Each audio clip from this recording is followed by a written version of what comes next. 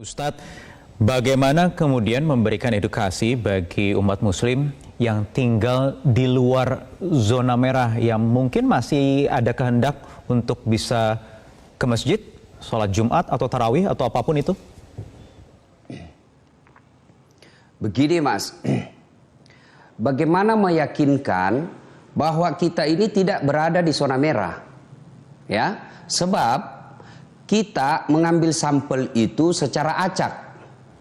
Ya, andai saja satu daerah dilakukan sampel dan semuanya sudah disampel, ya, semuanya sudah diambil tes dan ternyata mereka tidak ada yang tertular, oke, kita isolasi di komplek itu, misalnya komplek A. Ternyata di komplek A itu diyakini secara pembuktiannya memang tidak ada yang tertular, oke, kita isolasi, tutup komplek itu, masjid buka untuk sholat. Dengan catatan tidak ada orang keluar masuk di situ. Di Sulawesi Selatan ini ada yang melakukan seperti itu. Seperti pesantren Darul Istiqomah di Macopa. Tertutup, tidak boleh orang keluar masuk. Jadi mereka tetap sholat berjamaah, sebab kenapa? Tidak ada yang keluar masuk di situ. Mereka tertutup, tidak ada sama sekali yang tertular, sebab tidak ada orang yang masuk. Dia tutup pesantrennya. Kemudian kalau ada keperluan yang ingin dibeli, mereka keluar. Yang keluar itu adalah orang-orang yang kemudian setelah pulang di tes tes yang praktis, rapid sehingga dia datang, diyakini tidak membawa penularan. Kalau seperti itu, tapi kalau terbuka satu kabupaten, oke, pemerintah belum mengumumkan bahwa dia berada di zona merah atau dinyatakan zona hijau. Nah, tapi masalahnya tiba-tiba malam ini ada yang datang dari kota. Ya, dan dia tiba-tiba dia membawa virus itu. Dia tinggal di rumahnya. Di rumahnya ini kemudian pergi sholat subuh berjamaah. Di masjid itu akan tertular. Bagi saya dan ulama tentu memikirkan ini, majelis ulama tentu telah memikirkan ini, maka lebih baik menghindari. Preventif. Dalam asas hukum Islam ada memang penegasan, jika ada faedah itu akan ditinggalkan ketika ada mudarat di dalamnya. Jadi kalau misalnya nih, sholat berjamaah di masjid ada faedah di dalam. Dengan 27 kali lipat kita dapat ceramah. Ada faedah. Tapi ternyata dalam faedah itu ada mudarat. Maka kita tinggalkan faedah itu untuk melindungi atau menghindari mudaratnya. Itu ada asas hukum Islam itu. Nah, kemudian yang paling populer bagi mereka yang pernah belajar syariah, ya, ada yang disebut maqasid syariah. Hukum dihadirkan dengan tujuan, 5 tujuan. Maqasid syariah ini, saya doktor di bidang ini, saya mengkaji soal ini maqasid syariah. Maka maqasid syariah ada 5 tujuan dihadirkannya hukum. Satu diantaranya hifsun nafas, memelihara jiwa. Maknanya apabila jiwa umat Islam, jiwa umat manusia terancam, maka hukum yang tadinya wajib gugur untuk kemaslahatan jiwa. Ini yang paling populer kita kenal di kalangan kita. Daging babi akhirnya menjadi halal apabila itu menjadi obat. Obat itu berkaitan berarti dengan keselamatan jiwa kita. Ustadz, bagaimana kemudian memberikan edukasi bagi umat muslim yang tinggal di luar zona merah yang mungkin masih ada kehendak untuk bisa ke masjid, sholat Jumat atau tarawih atau apapun itu? Begini Mas, bagaimana meyakinkan bahwa kita ini tidak berada di zona merah? Ya, sebab kita mengambil sampel itu secara acak. Ya, andai saja satu daerah dilakukan sampel dan semuanya sudah disampel, ya, semuanya sudah diambil tes dan ternyata mereka tidak ada yang tertular, oke, kita isolasi di komplek itu, misalnya komplek A.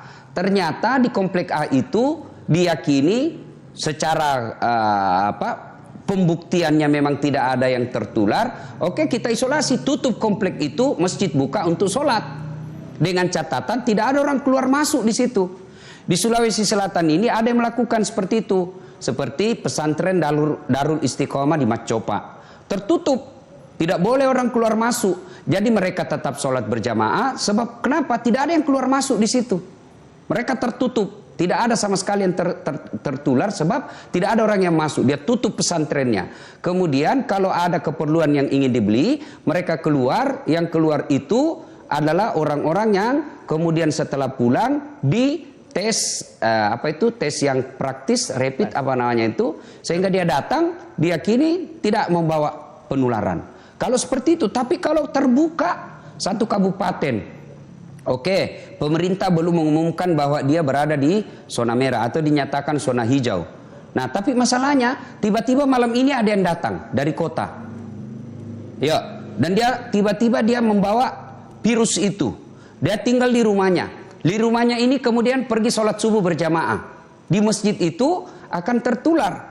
Bagi saya dan ulama tentu memikirkan ini, majelis ulama tentu telah memikirkan ini, maka lebih baik menghindari. Preventif.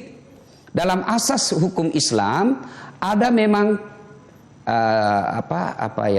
penegasan jika ada faedah itu akan ditinggalkan ketika ada mudarat di dalamnya.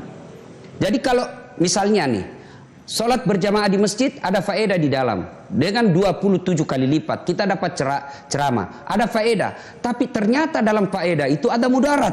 Maka kita tinggalkan faedah itu untuk melindungi atau menghindari mudaratnya. Itu ada asas hukum Islam itu. Nah, kemudian yang paling populer bagi mereka yang pernah belajar syariah, ya, ada yang disebut maqasid syariah. Hukum dihadirkan dengan tujuan. 5 tujuan. Maqasid syariah ini, saya doktor di bidang ini. Saya mengkaji soal ini maqasid syariah. Maka maqasid syariah ada 5. Tujuan dihadirkannya hukum. 1 diantaranya hifsun nafas. Memelihara jiwa. Maknanya apabila jiwa umat Islam, jiwa umat manusia terancam, maka hukum yang tadinya wajib gugur untuk kemaslahatan jiwa. Ini yang paling populer kita kenal di kalangan kita. Daging babi akhirnya menjadi halal apabila itu menjadi obat. Obat itu berkaitan berarti dengan keselamatan jiwa kita.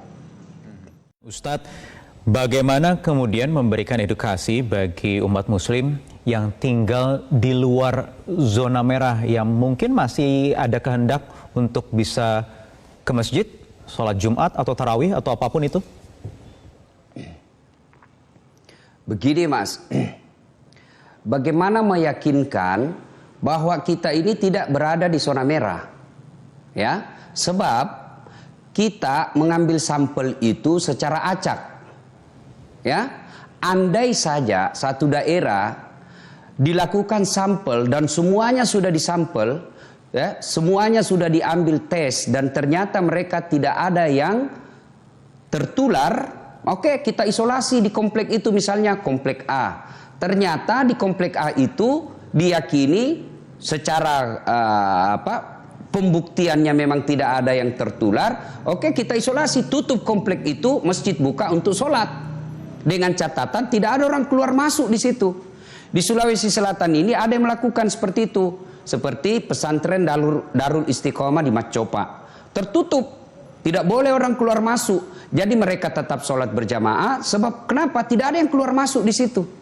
Mereka tertutup. Tidak ada sama sekali yang tertular sebab tidak ada orang yang masuk. Dia tutup pesantrennya. Kemudian kalau ada keperluan yang ingin dibeli, mereka keluar. Yang keluar itu adalah orang-orang yang kemudian setelah pulang di tes tes yang praktis, rapid sehingga dia datang, diyakini tidak membawa penularan.